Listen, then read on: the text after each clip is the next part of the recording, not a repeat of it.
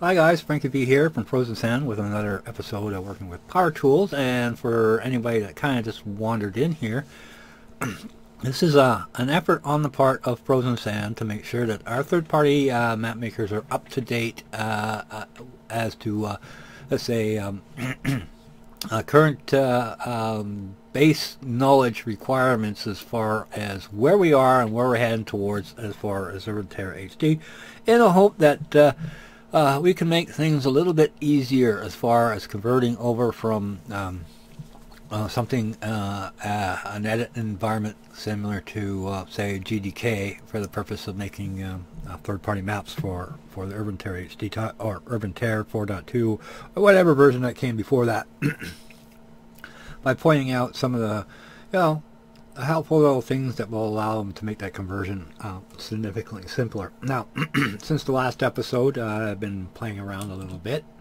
with some of the just some of the many different types of tools that are available to, let's say, finesse or shape the type of lighting solution, geometry design, and what have you. And working along, I decided to make somewhat of a design decision as to what we'll have during once we reach completion, and that is to create a benchmark map. And it'll obviously be a playable, probably limited because of the size, probably limited to some really basic game types, maybe Team Survivor, definitely Deathmatch, and to push things a little bit harder than you would normally expect in a typical map environment, to kind of answer that question of exactly where does the deep end begin and what area is sort of safe to swim in. So if you're familiar with some of the past episodes, we're talking here about 200K models and so forth. So I'm going to make it more or less a habit to start dropping stuff into this map of, let's say, significant detail for that purpose. Now, this is not something that we haven't done before in the past. This is how, more or less, Blade Killer's version of Tombs came about, based on the need for being able to test and jump up and down on the FS Tech 1 design engine. And if you are to take the current iteration of Tombs design for FS Tech 1 and try to run that in Tech 3, there would be a significant decay in overall performance if you could run around in it at all. The frame rate would absolutely tank. But as you can see over here, our frame rate numbers are doing pretty darn good as far as to where we are currently.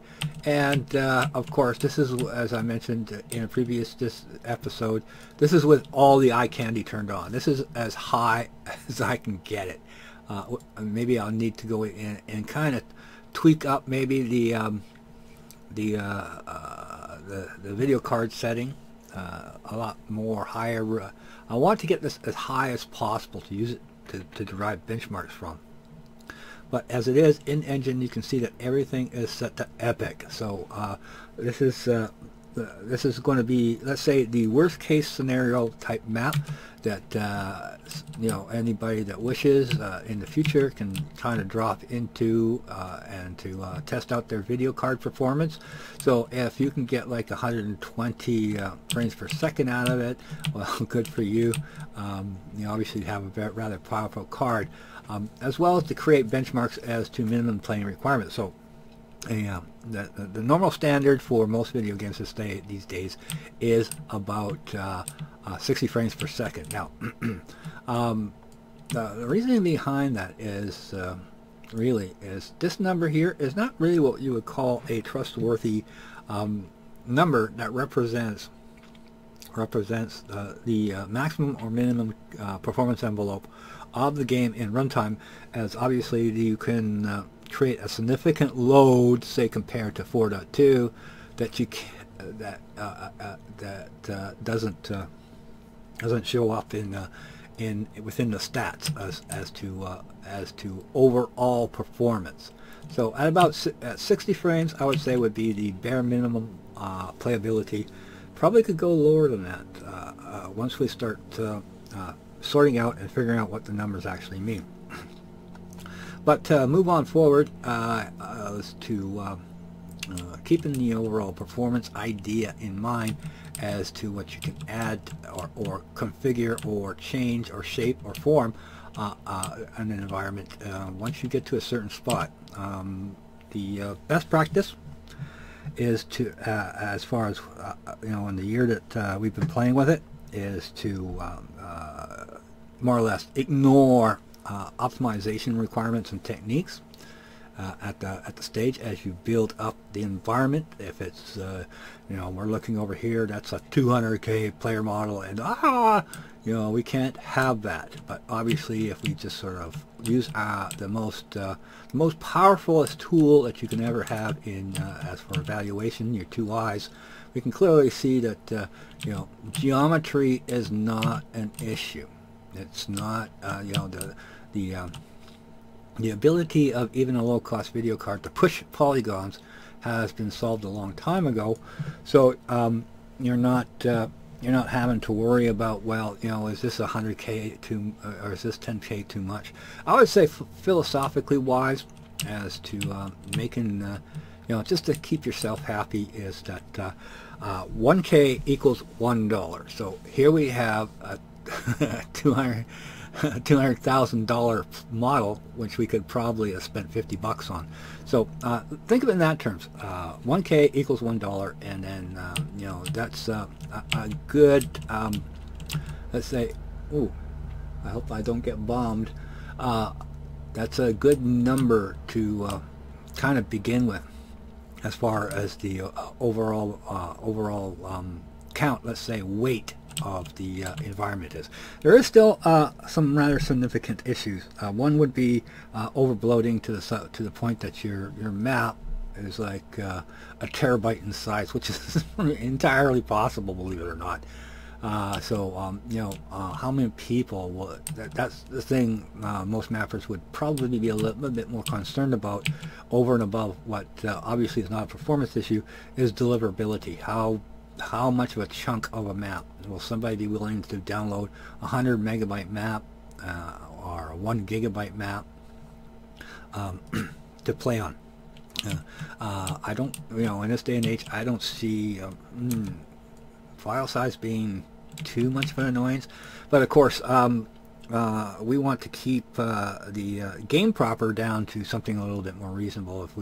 I think that 2 gigabytes is doable as far as having a working functional game in hand. That third parties, if they wish, they can make their map any size that they wish, with any amount of detail that they wish, without worrying about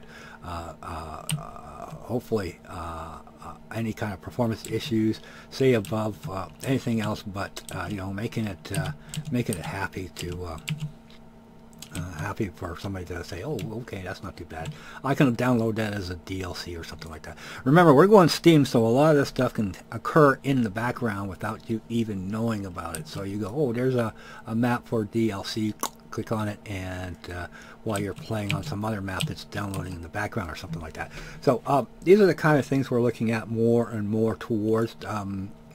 This is obviously what you see in front of you is not Urban Terror, the game, but a part of the sandboxing that we do as far as building the components, the necessary gizmos and widgets and gadgets that eventually will be all bolted together on kind of let's say on a assembly line fashion.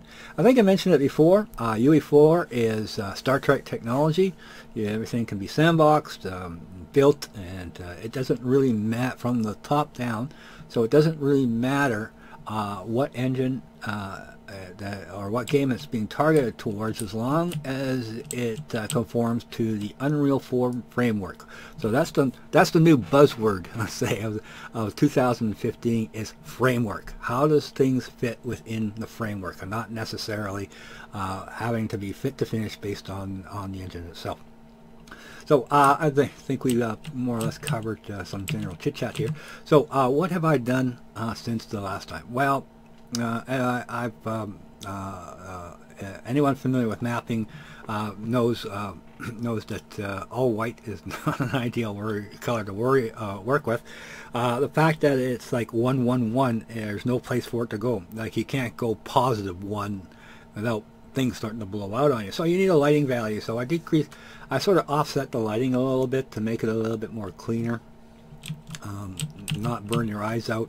Obviously, I need to work on that area a little bit more. It's definitely rather jaundice. You know, the pie works pretty good, but when it comes to actually baking lighting information, you can only use the let's say the display, how it's being displayed prior to rebuilding your lighting, as a kind of a crutch to get an idea how it's going to look. And you really don't know how it's going to look until you have it all kind of set up. Now, just to kind of show off a feature here, though, we have a post-processing volume. So this is awesomeness, because just like you would in, say, a video, you can add post-processes to kind of tailor or finesse the final look, and we can have as many post-processing volumes as we wish.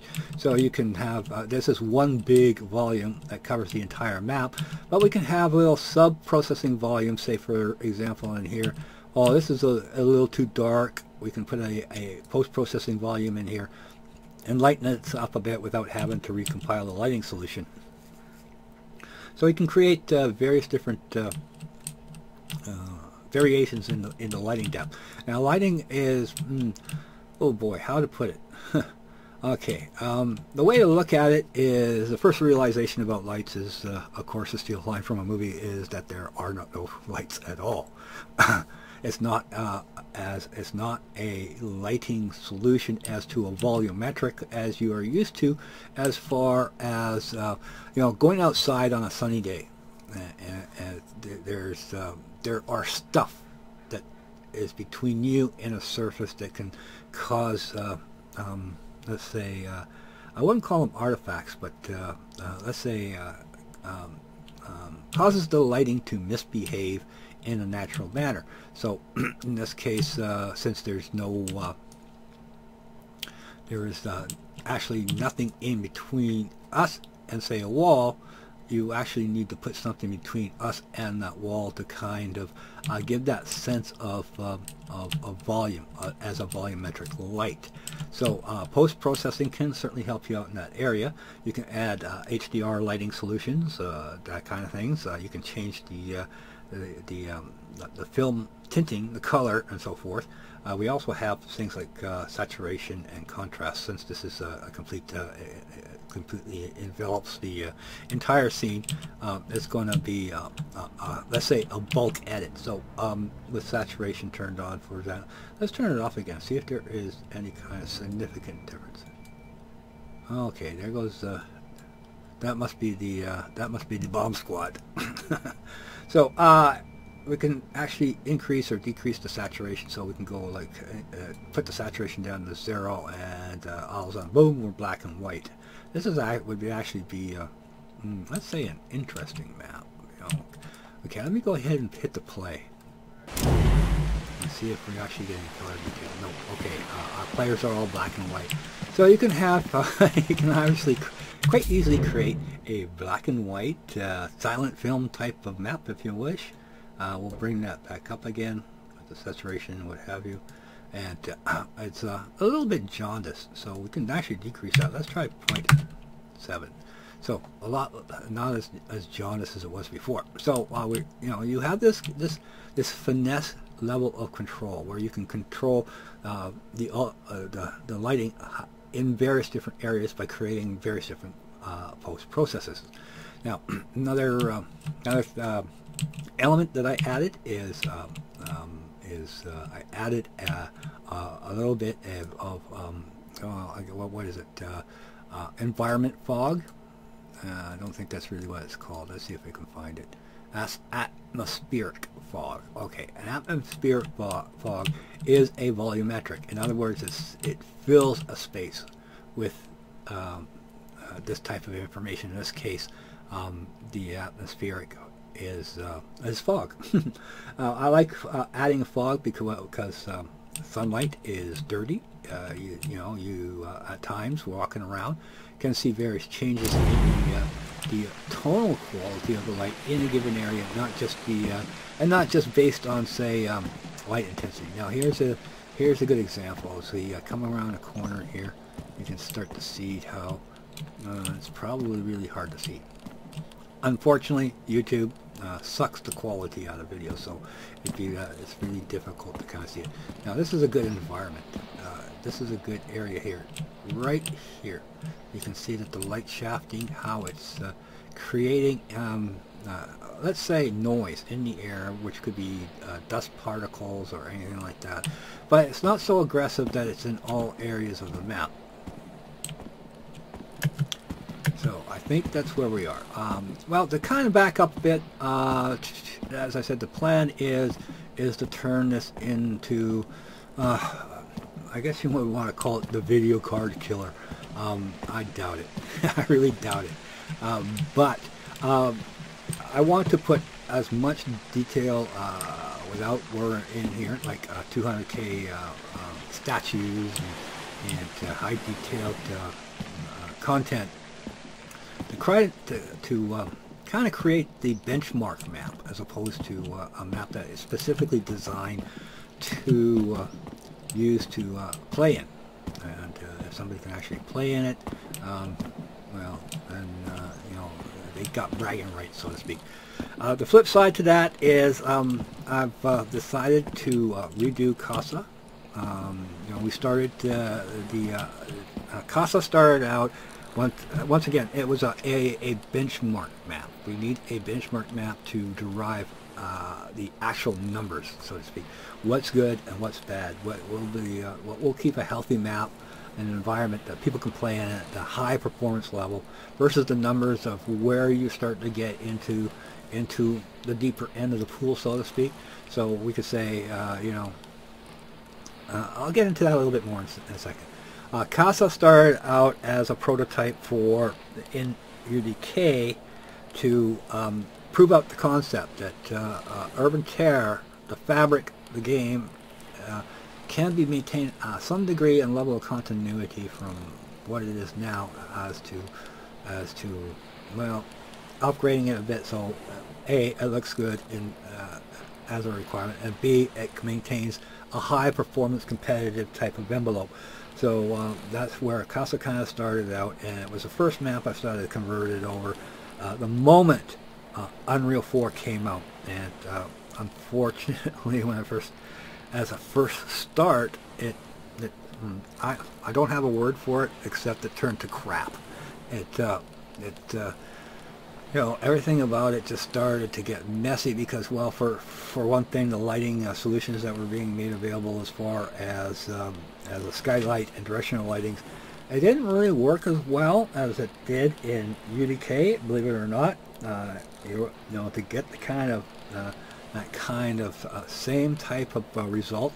The videos are out there on my channel. You can take a look at it, and it was come along quite nicely. It was just, I didn't have to fight it.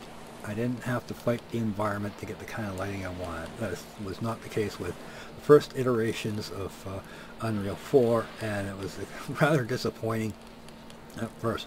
But over the preview versions and constantly updating, I mean, they updated more than we did. I'll tell you that much. They're, within the year alone. Oh boy, I can't even begin to guess how many preview videos. We came out with what, 24 in a year? They came out probably double than that in the same time frame. So each time they came out with an iteration, the overall lighting solution continued to improve, to the point now that I feel comfortable with the idea that you can throw in a skylight and a directional light, and boom, automatically you're going to get a predictable result. And that's the one thing that's important, is whatever you put into it, if it's predictable, you can deal with it. If each time it keeps changing on you, each time, trust me, we're very behind the blue curtain. We're very, very familiar with the idea that you fix something, make it better, and then you put it out there, and something else goes to pot. Now, very familiar with that, or brakes. What we're looking for is predictability, and it's getting close. It's getting really close to the point that I'm comfortable with the idea of saying that it's definitely worth the time to invest into it. But as I said, Casa turned to mush. So I'm thinking of going the other direction with that. I'm thinking of just tossing everything that I've done with it so far, throw it out the window, toss it into the trash can, and start from scratch, doing a one-to-one conversion using Casa. Textures and all. That's what you see in 4.2 is what you're going to get in HD, except of course for let's say some areas that that can't be replicated. The background, the skyboxes and that kind of stuff, and just more or less do a one-to-one conversion. Everything, a little bit improvements in the materials using normal maps. Basically anything that was available as far as 4.3, say running IO bumpy or something like that, is translated as a one-to-one match, and then call it quits, which is going to be kind of interesting, considering that I think I mentioned in the last video, 200K model. Casa in its full entirety is about 25K. So we'll have a spectrum from both sides. We'll have extremely high detail. We're out to kill your video card. We're out to cause you pain and suffering, to something that is well within the scope of the current 4.2 version as to performance. Everybody knows how well Casa performs, and it's always been kind of hinted at that that's the kind of map that we should be reproducing in as a one-to-one. Now, that being said, also we do have let's say stewardship of a few maps that some of the map makers, they no longer wanted to work on it, but they wanted to make sure that that the ability to fix anything in it was still available. So they gave us stewardship over their maps. So these conversions will be done under the original. Whoever mapped it will get full credit. Doing a conversion is it's how to put it? It's an oil change. You take your car to Speedy, and they do an oil change. They don't own ownership of your car, kind of idea. So we're going to make sure that that the credits are given due as to the map maker, the original map maker of these previous titles, retain their credits. Certainly the same said for this map here. I didn't come up with the layout. I just started throwing stuff into a map, and we'll make sure that proper credit is given. Okay, so I think that should be enough as far as an update goes. I hope I'm not over a half an hour, and by all means, one last little bit. We have officially, since Unreal 4 is now free to all, we don't have to worry about any kind of hand-holding kind of thing. We've opened up an Unreal 4 mapping section on our forums where you can contribute. We'd like to see people coming out making cool stuff. It doesn't have to be fancy. We just want to see something that looks cool. It doesn't necessarily have to be a fully developed map. Do something cool and then make a video. Throw it on, throw it in our forums. We'll be happy to support that kind of thing. So, we're kind of pinky now, and this is why you use a component asset to kind of, like in this case, gold and metal onto it to kind of act as a walking light bulb. The things that people hold up. It's a bowl, tells them how the light is bouncing off and striking in different areas. It's kind of pinkish now instead of being gold. Okay, so half an hour, all that kind of stuff. Hopefully we'll catch you on the next update, and we'll have maybe something a little bit more interesting.